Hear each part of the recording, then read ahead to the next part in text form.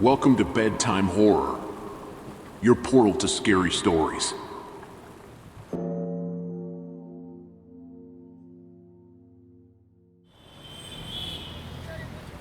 It was just another Friday night in the city, cruising the streets in my trusty car, making money as a DoorDash driver delivering the food that customers eagerly awaited. Suddenly, the app pinged, 2 orders came up, and without much thought, I accepted them both. The first destination was a familiar spot in the city. So, I played my favorite tunes, enjoying the rhythmic journey. Pulling up in front of the usual house, I swiftly hopped out, ready to complete the delivery. The customer was courteous, and the transaction was seamless. A brief exchange of pleasantries, a quick enjoy your meal, and I was back in the car, glancing at the second address. An address that hinted at the outskirts, a part of town notorious for its murky reputation. A twinge of unease crept in, but duty called, so I started the car and drove away. The city lights began to fade as I left the well-lit streets behind, venturing into the outskirts cloaked in shadows. My phone's glow was my only companion as I navigated the increasingly desolate roads. A subtle discomfort crept into my awareness, the feeling of being watched. Glancing in my rearview mirror, I noticed a car trailing behind, a car that looked like it had seen better days. At first, I brushed it off as a coincidence, a trick of the night. But as I continued, the car persisted in its pursuit. Anxiety gnawed at me, my eyes darting between the road and the persistent presence behind me. And I had that feeling that something was wrong here. Are they really following me? The neon-lit cityscape dwindled, swallowed by an encroaching darkness that seemed to amplify the pounding of my own heartbeat. The pursuing car, once a mere inconvenience, now bore the weight of ominous intent.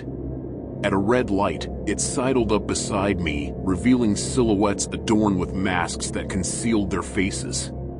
I felt the dread pulled in my stomach, a visceral response to an escalating threat. The light turned green. Panic accelerated my heartbeat as I sped away, desperate to escape the pursuers. Then it happened. They accelerated, drove past me, and blocked my route, shattering any hope of an escape.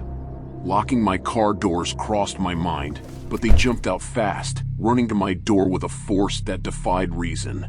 The assailants yanked my door open, revealing their faces hidden behind masks that oozed menace.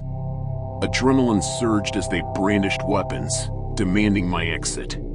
So, I exited the car, trying to remain as calm as possible. I thought if they get what they want, maybe they won't harm me. "Car keys and your smartphone," one of them said. Without hesitation, I handed over the key and the smartphone. I just stood there as they drove away with my car.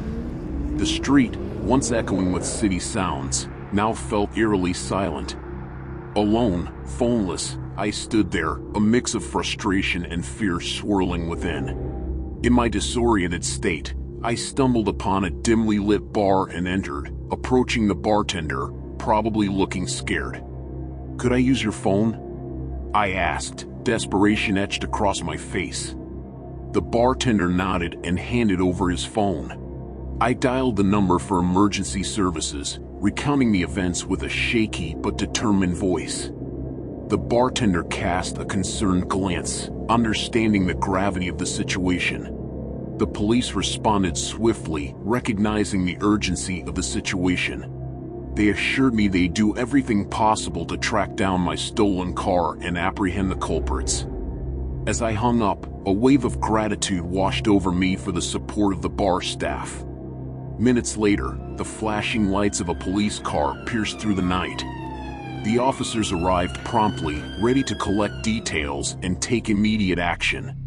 The bar, for that moment, transformed into a temporary refuge where justice was set in motion. The journey home, now reliant on public transport, felt both liberating and challenging. As the city slept, I reflected on the surreal turn of events, grateful for the support of strangers in the bar, and determined to face whatever challenges lay ahead. Thanks for watching, and I hope this story was to your liking.